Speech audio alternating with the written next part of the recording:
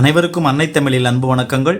நீங்கள் சென்னைக்கு அருகில் ₹1 கமிஷன் இல்லாமல் ஒரு வளமான விவசாய நிலம் நேரடியாக உரிமையாளரிடமிருந்து வாங்குறதுக்கு பார்த்து கொண்டு இருக்கீங்க அப்படின்னா விற்பனைக்கு வந்துள்ள இந்த நிலம் உங்களுக்கு மிகவும் பொருத்தமாக இருக்கும்.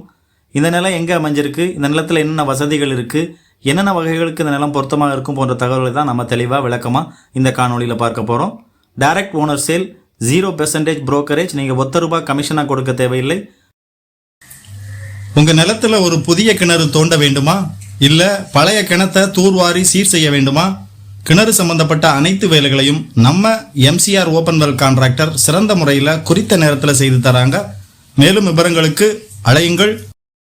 கான்டாக்ட் 9883381025 9788811025. உரிமையாளர் அலைபேசி எண் திரையில் கொடுத்துருக்கோம்.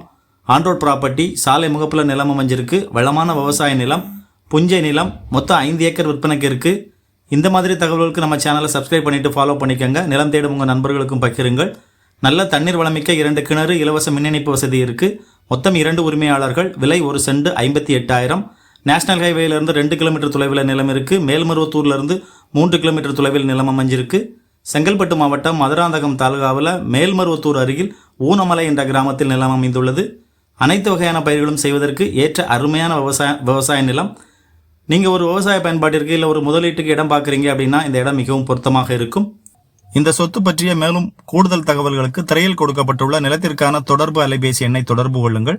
இதே மாதிரி உங்ககிட்ட எந்த வகையான சொத்து விற்பனைக்கு இருந்தாலும் அதை நீங்கள் ₹1 கமிஷன் இல்லாமல் நேரடி விற்பனை செய்ய விரும்பினால் எங்களை 8220247587 என்ற அலைபேசி எண்ணில் அழையுங்கள். மண், மலை, மரங்களை பாதுகாப்போம், இயற்கையை நேசிப்போம், நம் குழந்தைகளுக்கும் இயற்கையை நேசிக்க கற்றுக் கொடுப்போம். வாழ்க தமிழ், வாழ்க வளமுடன். நன்றி.